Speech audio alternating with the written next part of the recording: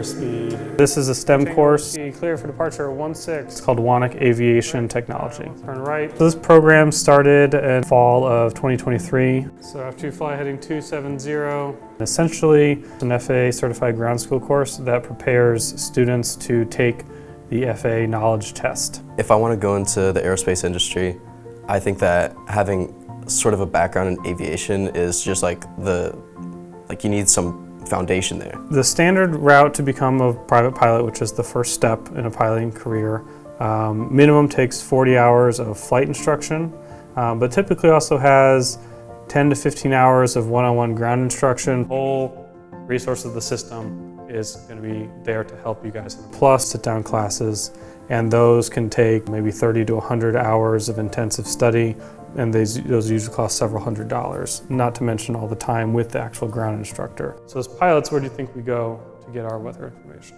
There's a lot of different ways to do it, but this class encompasses all of that ground knowledge. And so it really would be a cost savings because the students will have knowledge going into their flight instruction as opposed to trying to both learn the fundamentals and apply them at the same time while in the air. This program is a really cost-efficient way for me to build my foundation in aviation. We are learning a lot about the airplane itself and how to operate it.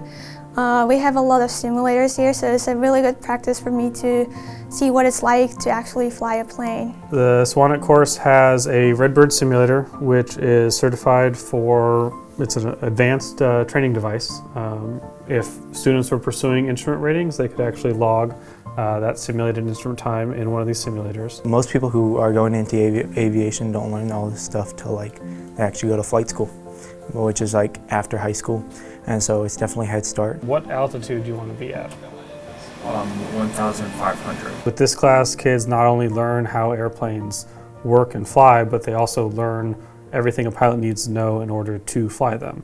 Oh, there you are. When you can't actually take a student up in an airplane to show them how what they just learned applies in the real world, the simulators do a great job of demonstrating that. But if you want to keep on that heading and do left traffic in the SeaTac, I'm okay with that.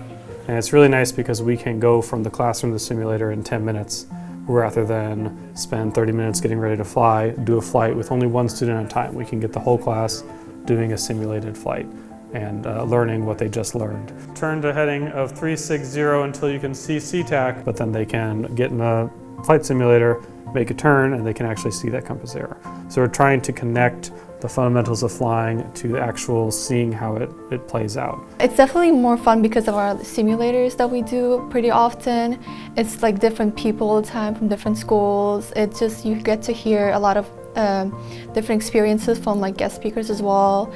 It's just a different experience in general. The best part would definitely have to be the simulators. It's very, hands-on, visual.